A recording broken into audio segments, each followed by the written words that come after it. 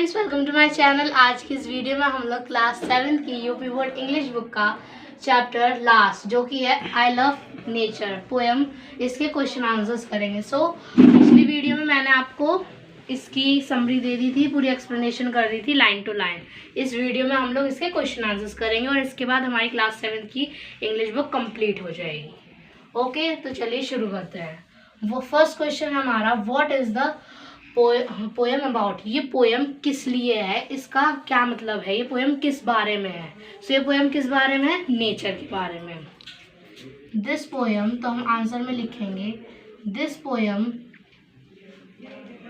Is all about the poets love, क्योंकि poet कर रहे हैं ना इसमें नेचर से प्यार। This poem is all about the poet's love for nature and all the things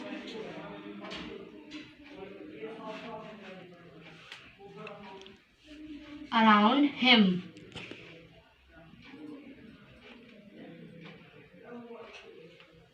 okay friends, so ये आंसर हमारा कंप्लीट हो गया।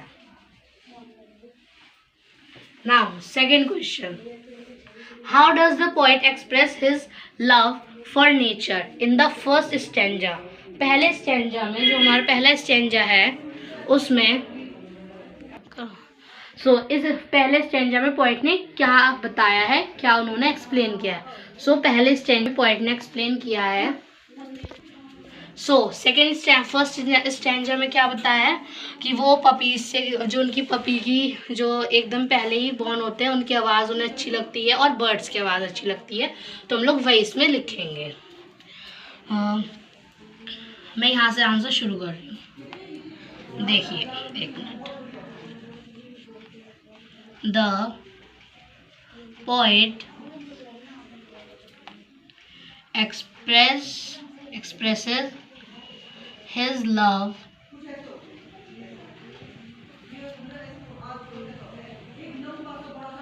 towards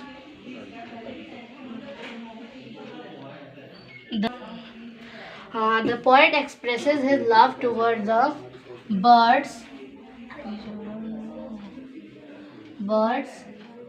and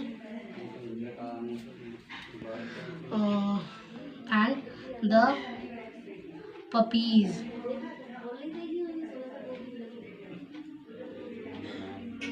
Sound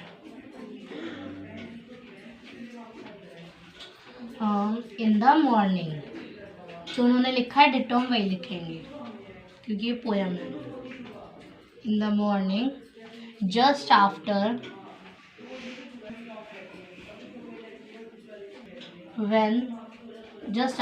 when they were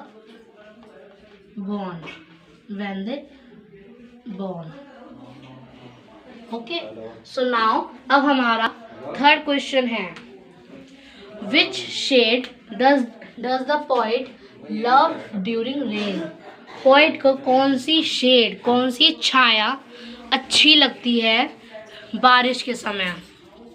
तो बारिश के समय में कौन सी छाया अच्छी लगती है, सारी अच्छी लगती है। कौन सी, ग्रे वाली।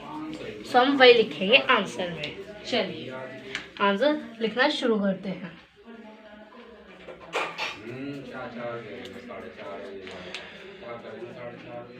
The poet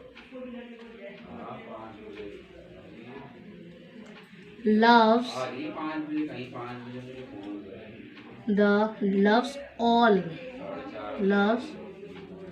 all the shades of grey during the poet loves all the shades of grey during rain। ये हमारा थर्ड क्वेश्चन का आंसर था। अब हम लोग फोर्थ क्वेश्चन उतारेंगे। हमारा फोर्थ क्वेश्चन है, what are the things that the poet loves at night. Poet, ऐसी क्या क्या चीज़ें हैं जो पोएट को रात में अच्छी लगती हैं? रात में उन्हें क्या क्या अच्छी लगती है? जो क्रिएचर्स रात में एक्टिव रहते हैं, नाइट में, उनकी आवाज़ अच्छी लगती है, जैसे कि क्रिकेट। हम इस आंसर में वही लिखेंगे।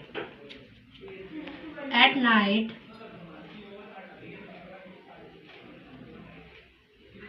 The poet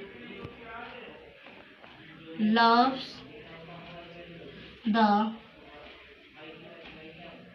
sound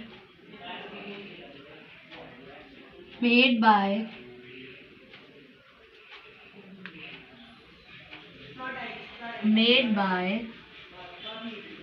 crickets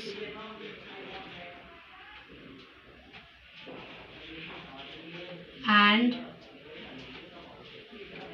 other creatures that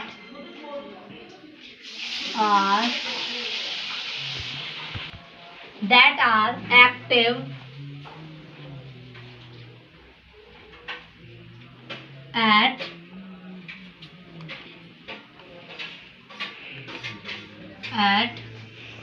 night. Okay, so now अब हमारा 5th क्वेश्चन है, अब हम वो उतारेंगे। चलिए फ्रेंड्स, अब हम लोग अपना 5th क्वेश्चन करते हैं। List the things whose sounds are enjoyed by the poet. उन चीज़ों के नाम बताइए जिनकी आवाज़ पोएट को अच्छी लगती है। अभी तक जितने भी हमने क्वेश्चन किए उनमें एक तो पपीज़ की आवाज़ आई है और क्रिकेट्स की आवाज़ आई है, बट अभी एक और रह गई है। वो क्या है? मैंने आपको पोएम में बताया था, विंड की आवाज़। हम लोग वही लिखेंगे। पहली क्या है? पपीज़ की, फिर विंड्स की, और फिर क्रिकेट्स की। एक और है वेव्स, यानी कि जो लहरें थी उनकी आवाज़। ठीक है, तो हम लोग वही लिखेंगे इस आंसर में। लिस्ट ऑफ द थिंग्स, हम लोग ये नहीं लिखेंगे, हम डायरेक्ट आंसर लिखेंगे। ओके, फर्स्ट पहली क्या थी? फर्स्ट पॉइंट है हमारा पपीज़ वाला। हम उसमें लिखेंगे क्या थी? Puppies after they are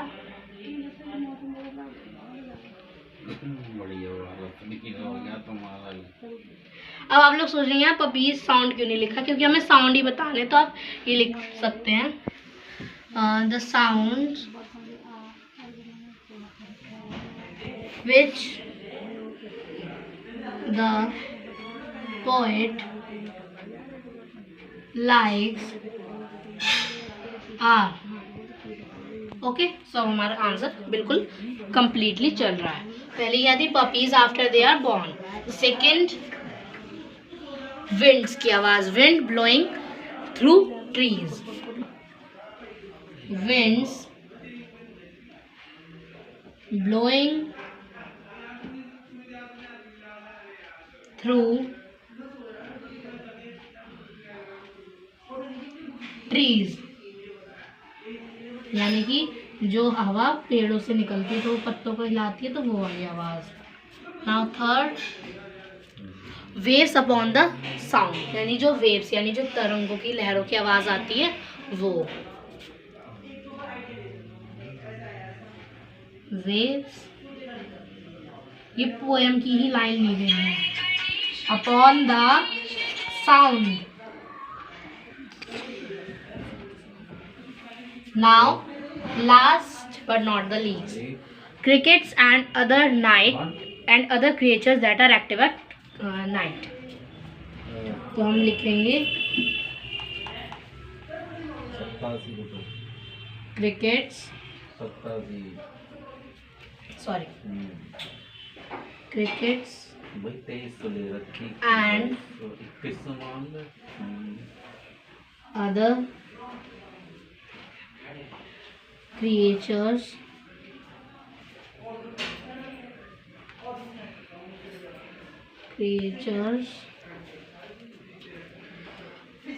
which are, वही वाला पॉइंट जो भी हमने पहले आंसर में किया था वही वाला आंसर है। which are active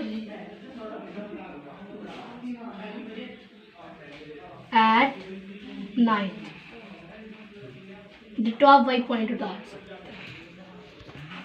So हमारा लास्ट क्वेश्चन है, whom does the poet thank when he lay down to sleep? Poet किसको थैंक यानी थैंक यू बोलते हैं जब वो सोते हैं यानी लेटते हैं, तब इस किसे थैंक यू बोलते हैं.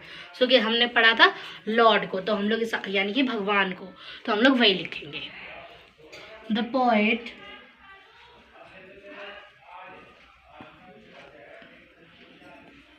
Poet thanks the Lord when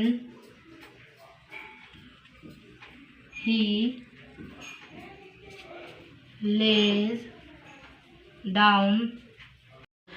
The poet thanks the Lord when he lays down to sleep. Okay friends, तो ये जो चैप्टर था, ये जो पोएम थी, ये हमारी कंप्लीट हो गई है with explanation and with question answers. So अब हमारी 7th क्लास की इंग्लिश बुक पूरी की पूरी कंप्लीट हो गई है. अगर आपको कोई भी क्वेरी हो तो आप मुझसे पूछ सकते हैं. मैं इसकी एक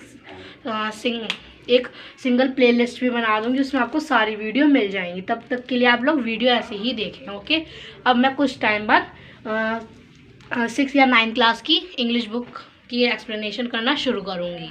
ओके फ्रेंड्स, तब तक के लिए bye bye, take care, stay home, stay safe. हमारा चैनल सब्सक्राइब करना ना भूलें प्लीज़.